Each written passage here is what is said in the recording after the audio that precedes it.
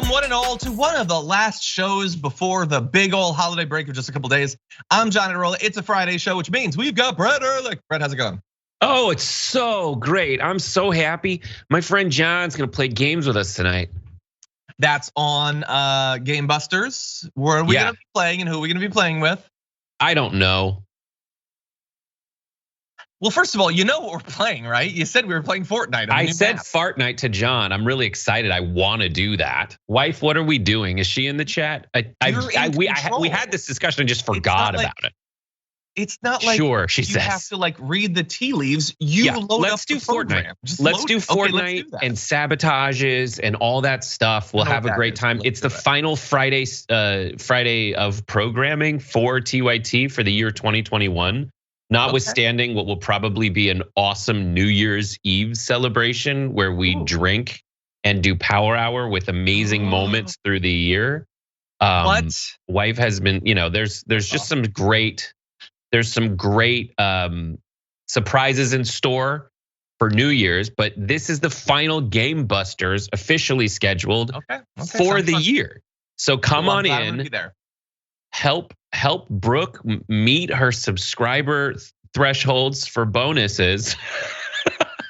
Yeah, there's a threshold for bonuses, and then there's a lower threshold for getting yeeted out. So let's see which. Yeah. Exciting. Let's yeet the players. Don't eat the players, eat the game, or something like that. Oh, that should be the tagline for the show. Anyway, yes, we should definitely play that. And look, if you wanted to also end with the murder mystery trivia thing in Jackbox, I mean, I'm not gonna stop. I love it. Let's do it. We'll do some Fortnite and then we'll do Jackbox murder mystery trivia. I'll have an opportunity to actually download the right game this time so we can play Murder 2. Okay, let's do it. Okay, everybody, that's all coming up later on today. And also, I'll be joining Jank and I believe Farron Cousins in the first hour of the Young Turks. So lots to look forward to. Indisputable's going up, all that. But we also have 90 minutes of awesome news that we're gonna be going into, a little bit of holiday news. We're gonna play a little game I like to call which is more anti-Semitic. So that's gonna be fun. We've got a couple instances of that. We're gonna be throwing away some garbage, people. So lots of fun stuff coming. So don't go anywhere. Hit the like button, share the stream, all that stuff. We're gonna start off, before we jump into the actual rundown though, extraordinary breaking news. Just in, new, the tweet would say. We're getting an update on the Kellogg's strike. Kellogg's apparently has reached a tentative agreement with its 1,400 striking cereal plant workers. Now that demonstrates a few different things. First of all, that we got them. Okay, we started our strike and we have apparently defeated Kellogg's. Also, it proves that Bart was wrong when he decided to leave Pop-Tarts all over the studio to mock my protest against Kellogg's. And he was putting up messages like resistance is futile. Apparently not Bart, because they got the tentative deal. But I do have one other point. So can I eat these, or do I have to wait until the deal is fully finalized? I mean, they've reached a tentative agreement. Is that good enough? I think, regardless of what the audience would think of you, I worry for what you would think of you after you finish the Pop-Tart. Should this fall apart, dissolve, and you're covered in like berry goo and like frosting frosting Yeah, so I think you should probably and will probably hold off for a while. Well, really fast, let me give you a little bit of the details. And again, tentative agreement. They've been striking since October 5th. Okay, they hired on temporary workers. Kellogg's did. Then they were like, you know what? We offered you a deal and you didn't want it. So now we're gonna fire all of you and replace you. And the workers were like, no, we're gonna hold strong. Okay, so new offer includes cost of living adjustments and a $1.10 per hour raise for all employees. So on Sunday, they're going to be voting on this deal, by the way. Last week, they'd rejected a previous offer that included 3% raises, but only some employees would have received cost of living adjustments. Apparently that hasn't been made universal. The results of the contract vote are expected to be released Tuesday. So I'll wait until Tuesday. How about that? Okay. Wait until Tuesday. Hey, this is more good union news. Look at this. I love it. They're coming together and they're doing it despite, they get a little bit of media attention. It's good. CBS News is doing this report on the update or whatever, but I don't know. The media doesn't really care. It's never gonna dominate a day of news, when one of these months-long strikes finally happens. But anyway, good job to the workers. I'm sure it's been difficult striking for a couple of months, and I'm glad that you did it. It's gonna be inspiring. It is good to have this kind of news in the news because for, I want to say 10 straight years, the news about unions in America was only news about eliminating collective bargaining states. Yep. And hobbling their entire capability to do anything. The only places where unions felt strong anymore were actually and old places like Amazon or Alabama used to have a strong teachers union, but literally the one person in charge of it who was dubbed the 800-pound gorilla of Alabama politics died. And so that was gone. It's hobbled. But it's good to see this. And the reason is because there have been some really good organizations out there getting on the ground and going to these strikes and putting together small, shareable, easy to understand documentaries where the workers tell you what they're going through. Yeah. And that's it. And when you talk about what can help get the narrative out there for a mainstream media organization, you have people that work there that are generally for it. You got people that work there who are in them at these major media organizations. It's also, you have to fight against the laziness where they're just I don't have sound because I'd have to go down there. And now that sound is just like a clip to play. That sound is ready for them and they have it. Easier and to they have it. Yeah, 100%. By the way, some people in the chat are saying, "Hey, you bought Scab Pop-Tarts." I didn't buy these. These have been used as a form of psychological warfare against me by Bart. I didn't buy them though, just to be clear. Anyway, with that, let's jump into very different news, launching into this video. A long period where people quit saying Merry Christmas. It was all happy holidays. You deliberately changed that. And openly said, Merry Christmas, we're gonna say it again. I wanna be very clear, we didn't add that music. They added that music, but that is Mike Huckabee. I guess technically you're supposed to say he's interviewing Donald Trump, but that's a fairly neutral word, but it's at least in the neighborhood of something that could be confrontational or critical. And this very much was not that. It was more of an auditory massage of the president, really. But they're talking about Donald Trump being the one who pushed for people to say Merry Christmas again. And you may not know this, but nobody says happy holidays anymore. They all say Merry Christmas, and they did it because of the shining example of Donald Trump, apparently. Anyway, Donald Trump is gonna expound on this in this clip. And openly said, Merry Christmas, we're gonna say it again. In fact, it was part of my campaign, Mike. You know, the country had started with this woke, I guess, a little bit before that. Yeah. And it was embarrassing for stores to say Merry Christmas. You'd see these big chains, they want your money, but they don't want to say Merry Christmas. And they'd use reds and they'd use whites and snow, but they wouldn't say Christmas. And when I started campaigning, this was in 2015, when I started campaigning, I said, you're gonna say Merry Christmas again. And now people are saying it. Of course, they're not saying a lot of other things like George Washington, Abraham Lincoln, Thomas Jefferson. You know, those names are being obliterated because of craziness. But they are saying Merry Christmas again. We got that. That was a big part of what I was doing. And I would say it all the time during that period that we want them to say Merry Christmas. Don't shop at stores that don't say Merry Christmas. And I'll tell you, we brought it back very quickly. Brett? Okay, it is. First of all, he's wrong. People have always already everywhere in America said Merry Christmas. This is this is genuine fake news. He's talking about malls. In those malls, there have always been Santa Clauses. There have always been giant Christmas trees. NBC, Liberal News, Rockefeller Center has always had a Christmas tree. Yeah. So it's false, it's fake, it's stupid, it's culture war nonsense, it's wildly boring. Well, that said, both sides are fake. We've always said Merry Christmas and still do. I am an atheist and I still say it sometimes, but I also say Happy Holidays, which people have always said, including Christians. So yes, the whole thing is entirely made up. And his delivery there, you have to admit, while he sometimes, the position he's holding is crazy and insane and fake. And he sometimes says things that really stand out. He just rambled on and on. Like, imagine sitting and looking at him and just being like, dude, you delivered the narrative. Let's move on to the next thing, but you're still talking about this BS.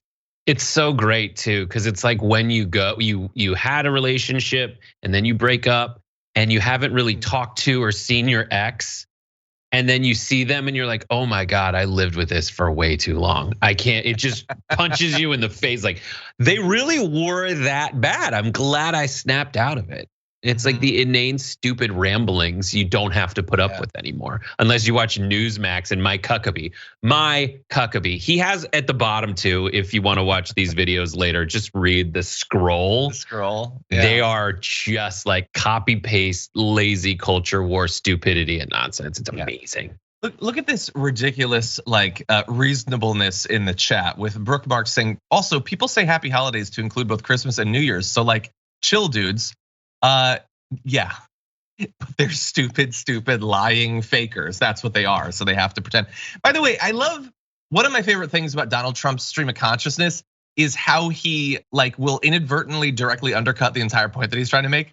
So his whole point there is that this fake war exists to try to get people to say Merry Christmas and how nobody would, and he caused them to. And how did he do it? He just asked them to. So he went to his rallies and told people who already agreed with him to say Merry Christmas, and they already did, and that somehow changed the country. Okay, well, let's say we accept that. But he then wants to make a random point about cancel culture and racism.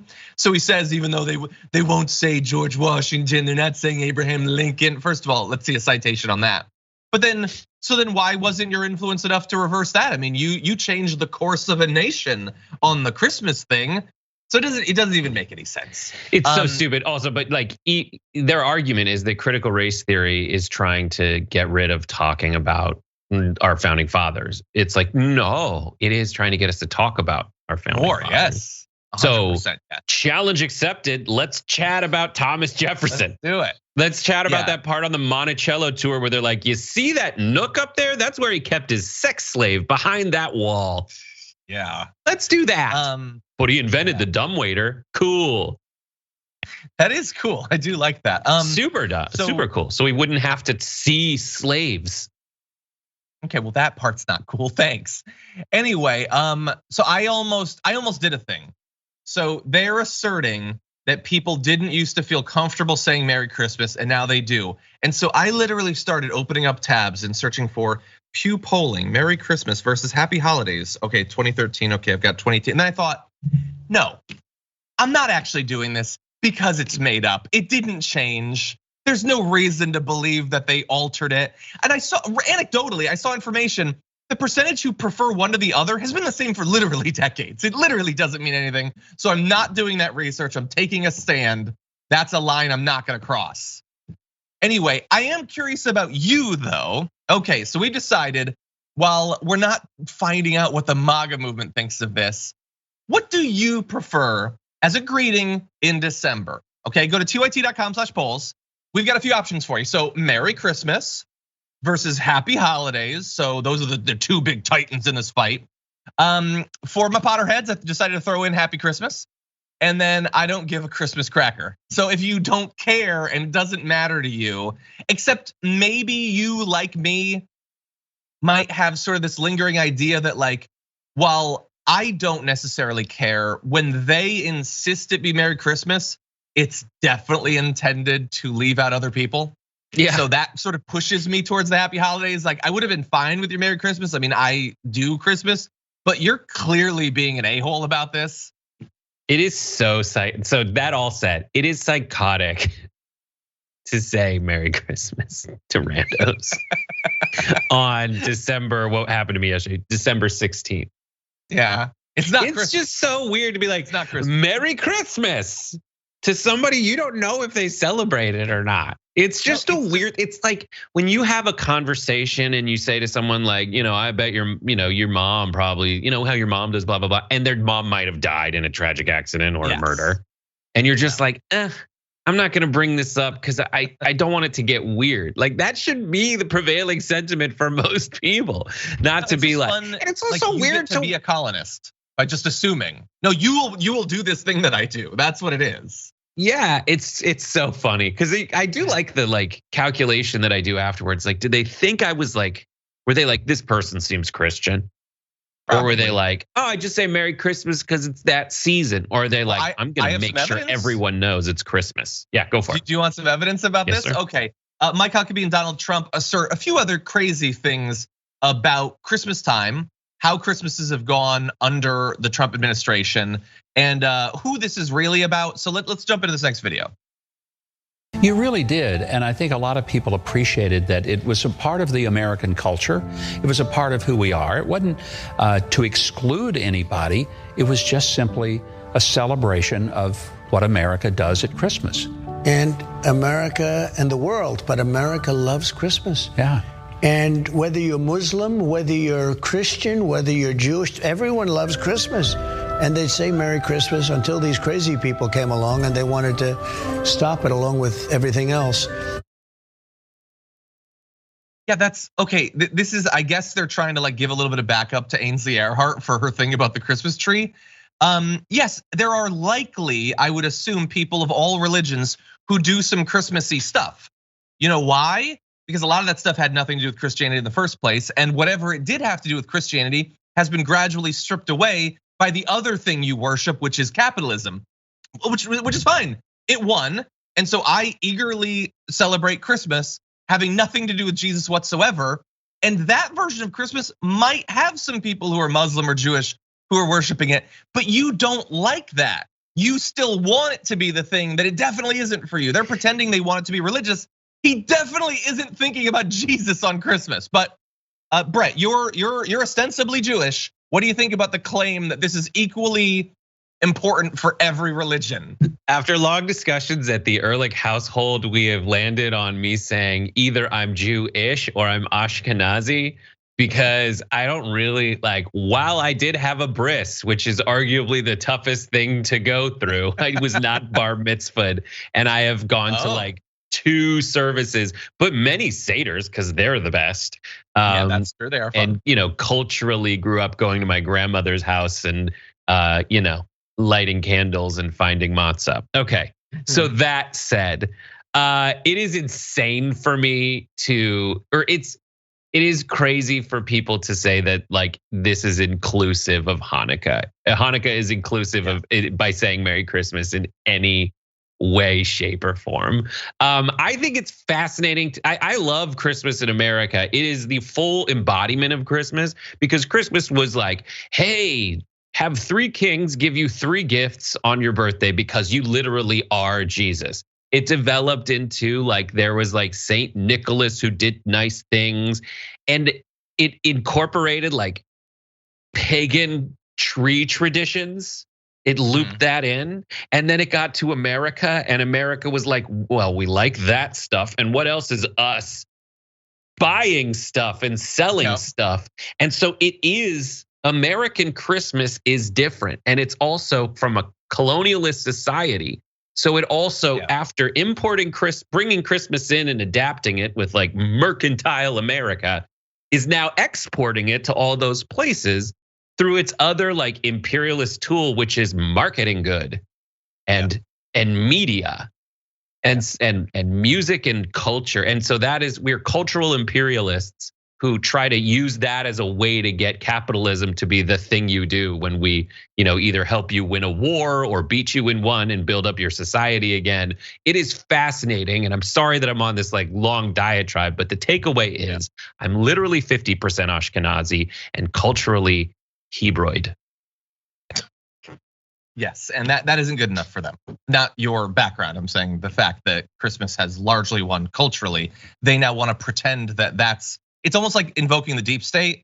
It's like, oh sure, okay, we're in control of the government, but there's some other thing that's against us. Okay, that's fine. One other crazy statement. This is my favorite kind of Trump crazy statement in that it doesn't actually harm us.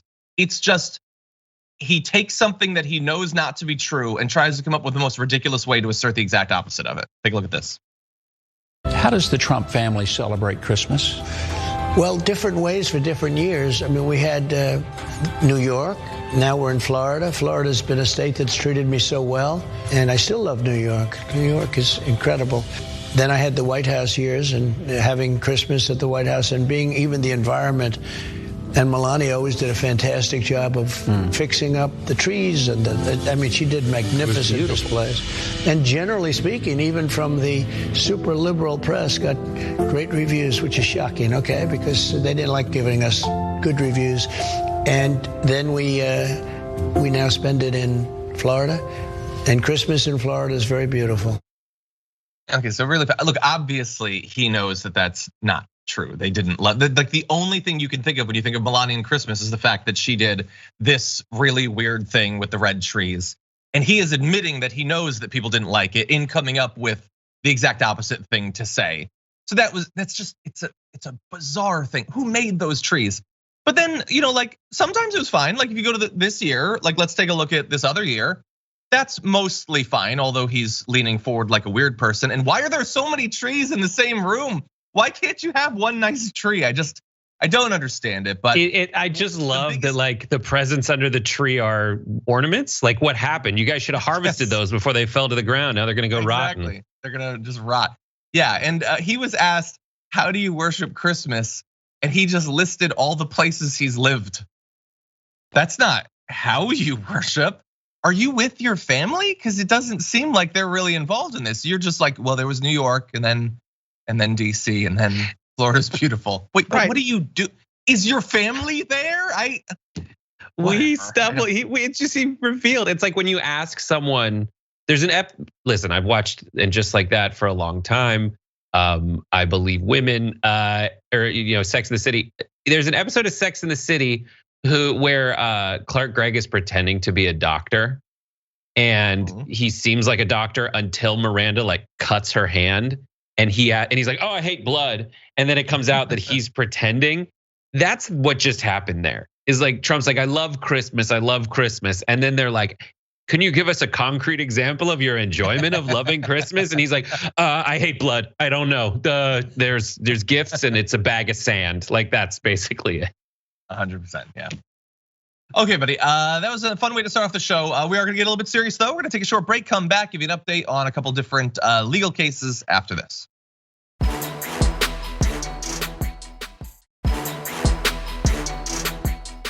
Okay, buddy, you ready to talk about some more news? I'm so mad that disappeared. Can someone scroll back and find out which I apparently said? Anyway, with that, we'll get back to it, but let's do some news. Okay.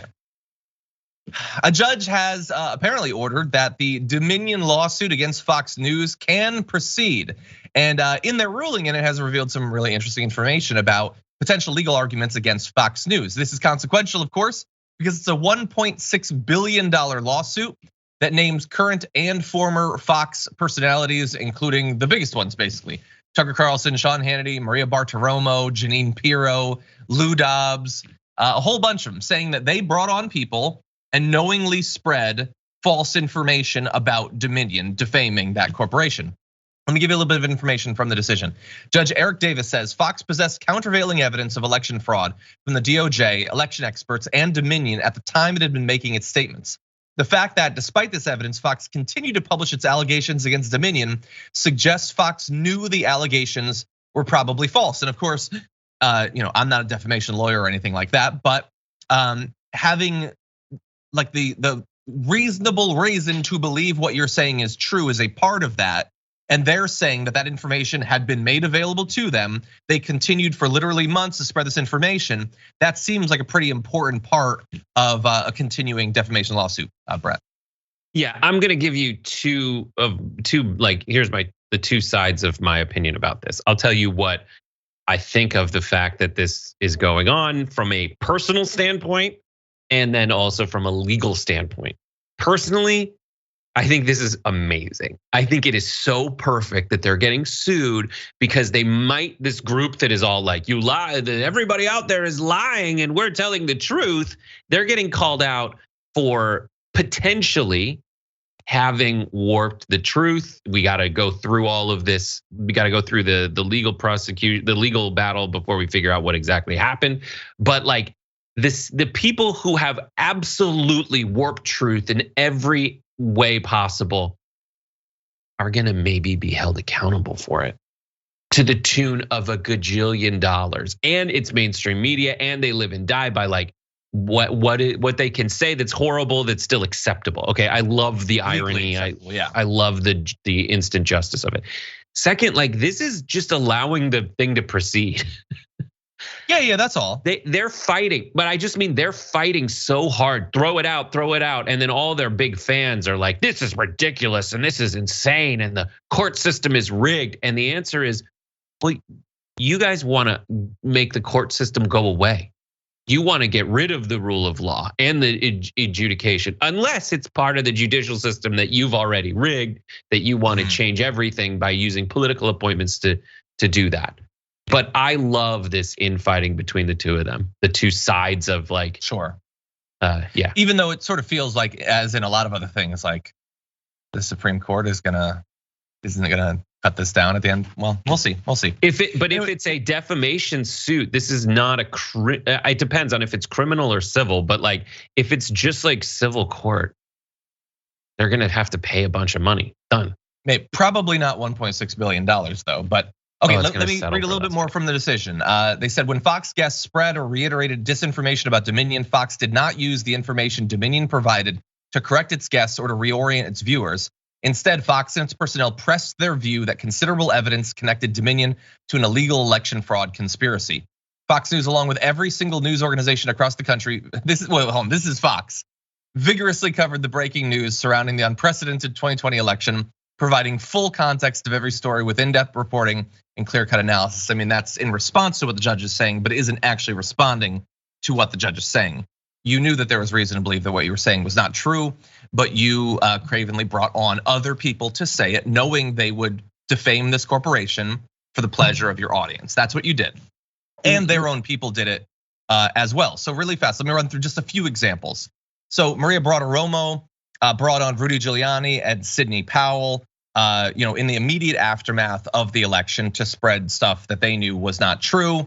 Tucker Carlson had on Mike Lindell even after the inauguration to attack Dominion. This is months into it at this point.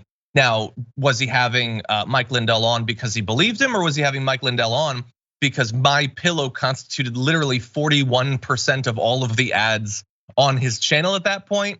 I don't know. Is it really weird and sleazy to bring on the guy that advertises on your network to spread lies that are convenient for that? That whole thing seems weird. Like he's buying a spot on your show by advertising a pillow. Anyway, so yeah, we'll see. There's still a long way to go, Brett. Do you have any final points on this? I think that's like one of the peak hypocrisies of Tucker Carlson is one, very obviously he's a rich guy that pretends to be for poor people and has never actually done anything for poor people. Even in his criticisms of rich people, he makes weird statements like this guy should be cleaning my pool. And like another one, like they'll never sit next to you at a dinner party, he said recently, like yesterday. Yeah, he can't help it. He can't help it. He's just his lens. The other one is this guy. This guy's trying to call out every other corrupt media organization on the planet when really, like, someone buys their way onto his show. It's like watching Quiz Show where the host goes, "And now a word from Seagram's," and it's just very obvious what's happening. It's completely ironic. I don't want people to get the wrong impression and say that, listen, you should always parrot whatever a company tells you about their own product. You should definitely be cynical about that. But if Fox purports to be a news organization, they should at least present. I don't even need to say both sides, but at least try to focus on presenting the truth as opposed to just having people come on, give wildly false allegations and try to play both sides of I'm the only real reporter in town. And I also am advocating nakedly for the president's agenda. and I'm just entertainment. You're under no obligation. Obviously, you're under a reverse obligation to simply repackage whatever corporation says to you. But when it's really base level factual stuff, like you bring on people to say that Dominion overturned the entire election, and Dominion is like, we're in like a tiny fraction of these precincts. Oh, by the way, we're also in these areas where he won, and he won on our machines. And you literally won't even include that information as part of the analysis. Then that goes to potentially an intent to mislead and defame. By the way, one final thing, the judge referenced a previous strategy that Fox has used when there's been legal challenges, saying, although Fox classifies its reporters' remarks as commentary that used loose and hyperbolic rhetoric for entertainment value, even loose and hyperbolic language can be actionable if it rests on false statements of fact undisclosed to viewers. Like, and it's super fast. Yeah.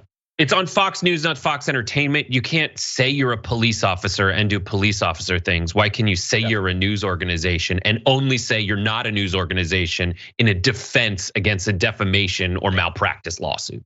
Yes, and I would just love that at some point, some Fox viewer would see that their continual defense is, yeah, we just lie to our viewers, and there's no reason they should believe it, but apparently some of them do. That should bother their viewers, but at least as of today, it does not. Okay, now with that, we do have to jump into an arguably even more. Oh, by the way, Smartmatic is also suing them for $2.7 billion. So there's a lot of these challenges going forward.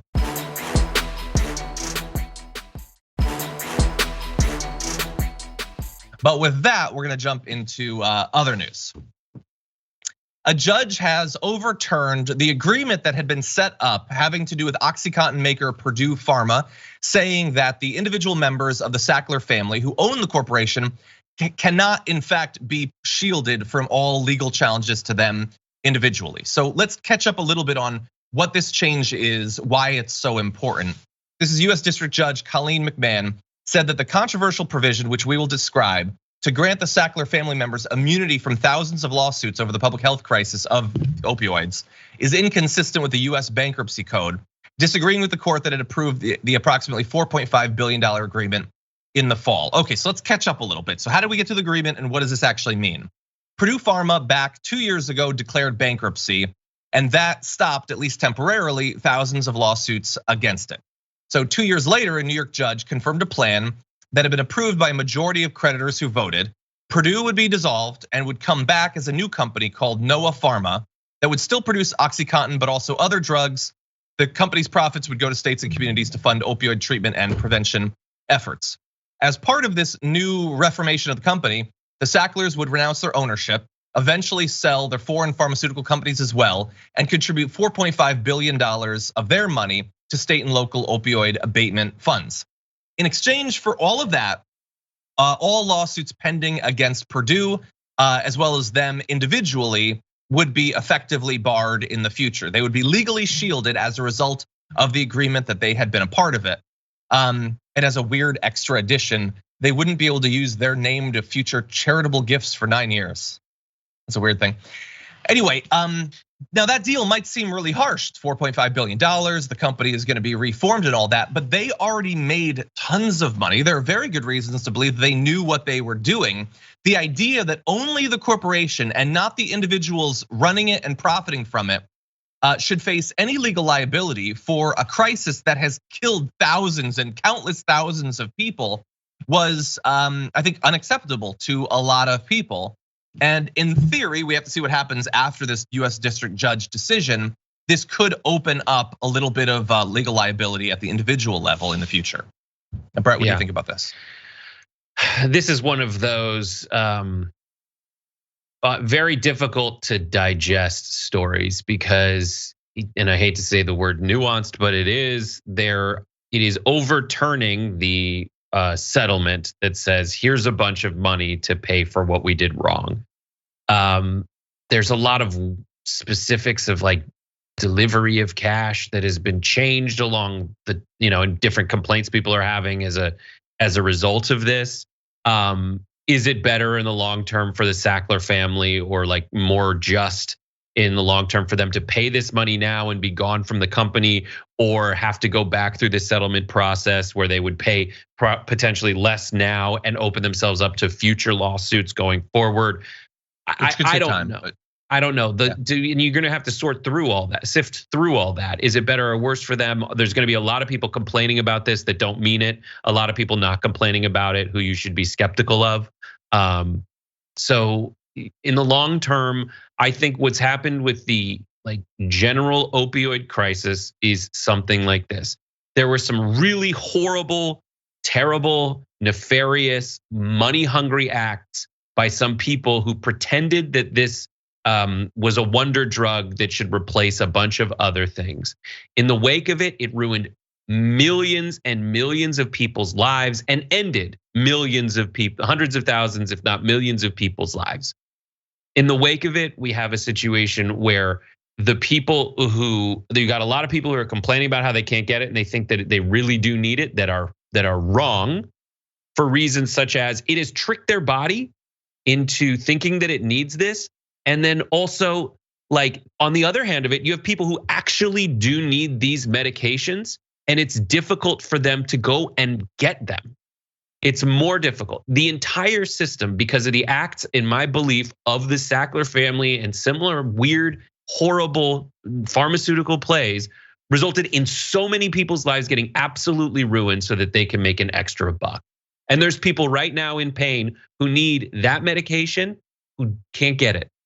Yeah. And there's other people who sound the exact same who've been turned into addicts. It is such a mess, and I feel so horrible for everyone in all parts of that equation. Yeah. And by the way, some people probably might be satisfied with the agreement and think that, reopening up lawsuits and potentially putting on hold that agreement could mean that sure, more money will come, but it will be delayed. So it's certainly complex. And that's, by the way, the argument that Purdue is making. So they put out this statement, which is just the most corporate statement ever. While the district court decision does not affect Purdue's rock solid operational stability or its ability to produce its many medications safely and effectively, it will delay and perhaps end the ability of creditors, communities, and individuals to receive billions in value to abate the opioid crisis. That's, again, no liability, no, we knew what we were doing and we did it because, as Brett said, we wanted to make another buck, even though we're literal billionaires already. Right. Imagine that's the quote I was talking about. Killing people for money when you're a billionaire. You literally can't buy anything else. There's nothing else for you to buy. You're like, people kill 20 or 50,000 people this year. Absolute madness. By the way, they're worth about $11 billion. So there was I think it was this last season on John Oliver. He did a great episode on the Sackler family. He's done several on the opioid crisis. And he talked about one of the reasons that people were frustrated with this agreement was that on the timeline that had been set out for them to give the money, they would actually be richer at the end of it than they had at the beginning, despite the $4.5 billion.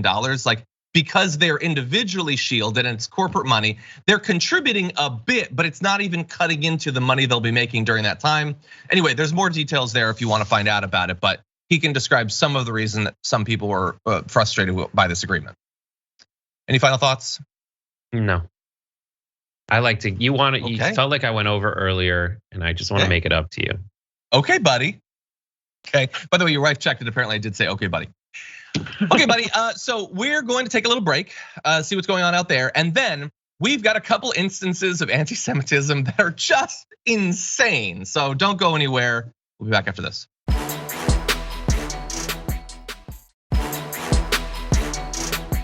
Anyway, we got a little bit more news to talk about. We got a cartoon for you, we got a video for you. So let's definitely try to get to all of this. Let's jump into it.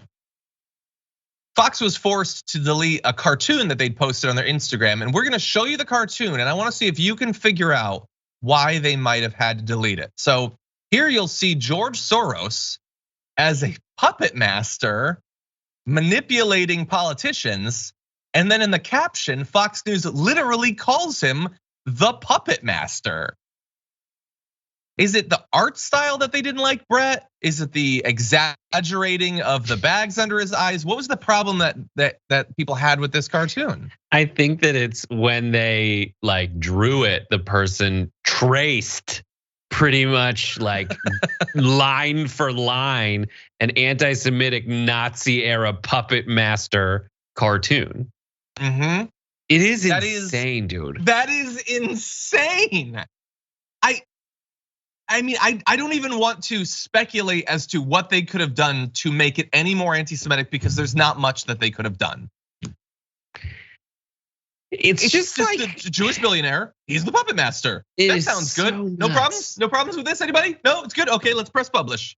That is madness. People were liking it. It's got 16,000 likes. People like the anti-Semitism. But defend Israel till the end. Exactly. We love Jews, but just some of them. Some of you people, like, it is just, it's, you can, if you are complaining that people are not saying the words Merry Christmas, and that is an unjust, evil, holy war on your folks, maybe you can wrap your mind around the idea that using the words puppet master and drawing, like that drawing, it had a hat, a bigger nose, and horns basically in Nazi Germany. But like the hands like that, the looking down, the holding on, that is exactly it.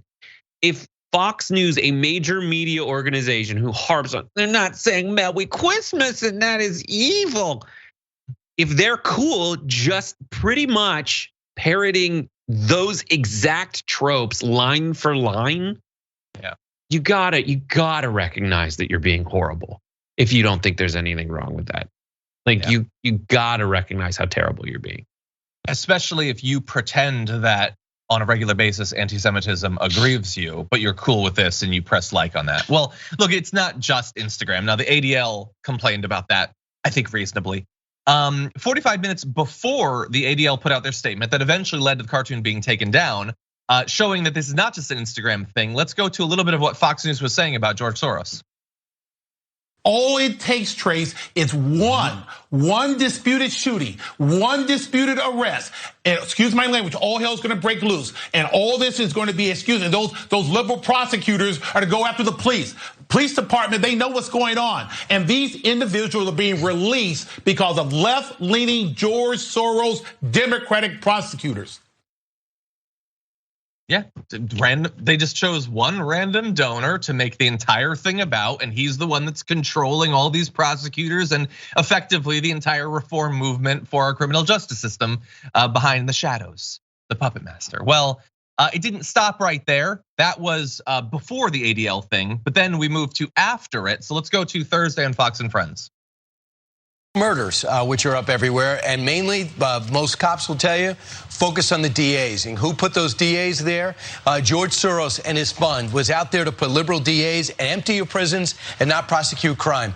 I mean, China could not have, or Russia could not, or Iran could not have scripted a better formula to knock America down at its foundation. You don't have law and order, you don't have a calm country, and we don't have law and order. Okay. So yeah, Brett, it's him. It's on the Instagram. It's just they're not satisfied to just be like, we disagree with how you want to reform the system. And they also never go so far as to say, I don't want billionaires influencing the system, so let's get money out of politics. They're not even trying to stop George Soros from doing this. They just want to use the boogeyman of George Soros to tarnish in their viewers' minds this entire process.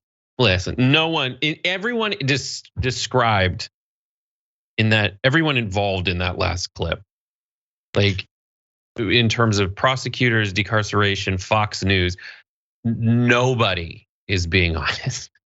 The prosecutors who are like, I'd take Los Angeles, for example. You got our prosecutor, George Gascon, who got in there and said, Jackie Lacey's evil, I'm gonna fix everything. Has only let people out who go and commit more crimes. Has not had any plan for getting them places where they can actually be rehabilitated, getting them into programs that care about victims, that keep people safe, that also deliver on a progressive vision of how to solve America's crime problem, over-incarceration problem, all of its problems. No one's being earnest. Everybody's being lazy. Everybody's pandering to what is politically expedient for them, especially Fox News. Right, I don't want to hear about everyone. I want one Jewish billionaire to hate. Which one Choose, but choose wisely. So stupid. It's so stupid. That's the answer to pretty much everything. It's so stupid. It's so frustrating if you actually care about fixing these problems. Everyone in that debate is so frustrating if you actually care about solving the problems. I agree. Okay. I think we can all agree that cartoon is very anti-Semitic.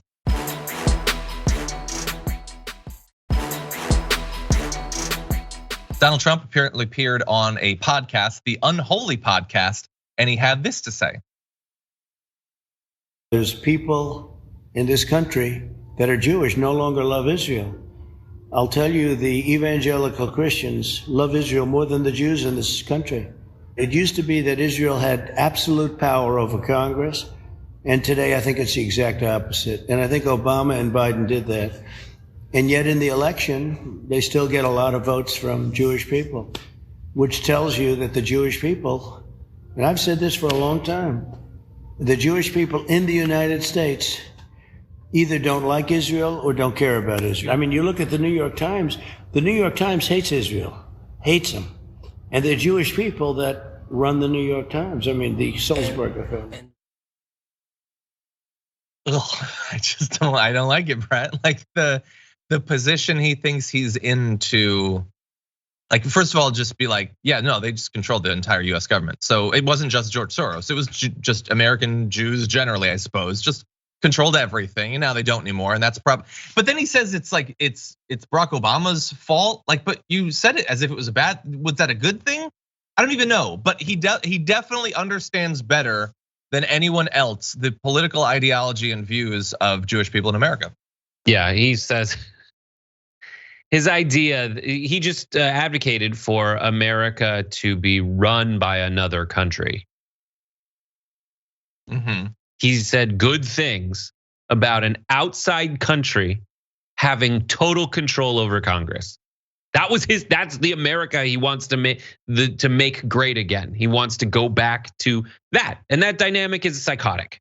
It's insane. Yeah. Should not be allowed. Or should not be American policy. Of like, we evangelicals, we love Israel more than Jewish people in America. Well, first of all, like, why are you pretending? Like, you're implying that there's something wrong with them because they don't, in your view, love a different country. How bizarre is that? And also, like, they're American citizens. They can have whatever goddamn view they want of any country in the world. He's basically saying, I can't believe Jews are so self-loathing. That means you don't know any. That means you don't know any. Like you have immunity. One of the things, but yeah.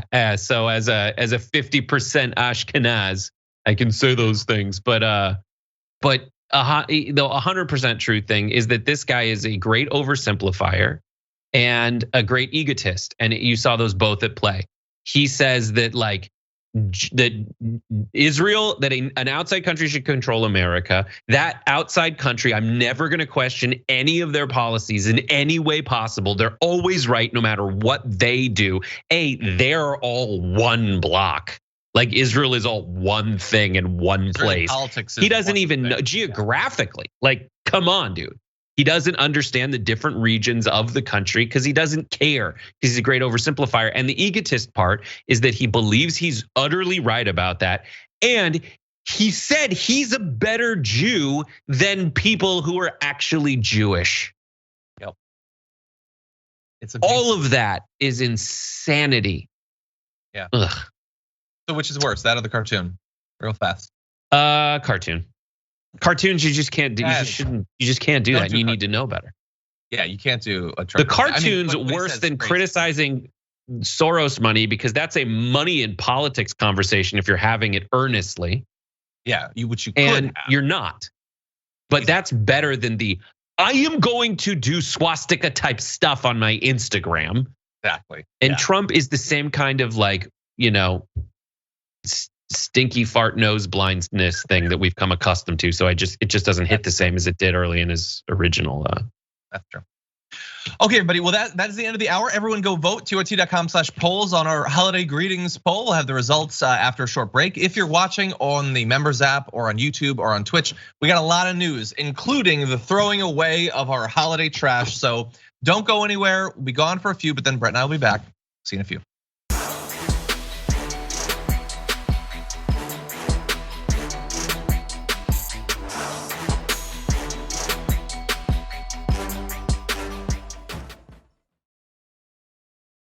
Thanks for listening to the full episode of The Damage Report. Support our work, listen ad-free, access members-only bonus content, and more by subscribing to Apple Podcasts at apple.co/TYT. I'm your host, John Adarola. I'll see you soon.